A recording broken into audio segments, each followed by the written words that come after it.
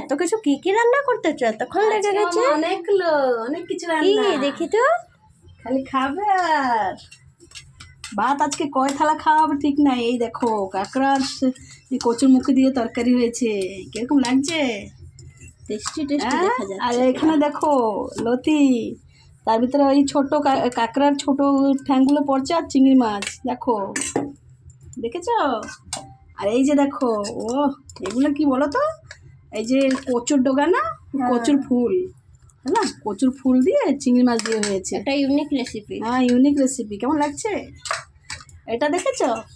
এটা এটা কাঁকড়ার গিল্লু বড়া হয়েছে না, কাঁকড়ার গিল্লু পিঠো পিঠো, ঠিক আছে। আর এই তো আমার দাদু ভাইয়ের ডাল। আর বাবা কত কিছু আজকে রান্না হয়েছে। আজকাল স্পেশাল খাওয়ার, সব স্পেশাল রান্না। আমার তো স্পেশাল, তোমার ছেলের জন্য এই যে ঠ্যাং রেখেছি, তোমার ছেলে ঠ্যাং খাবে।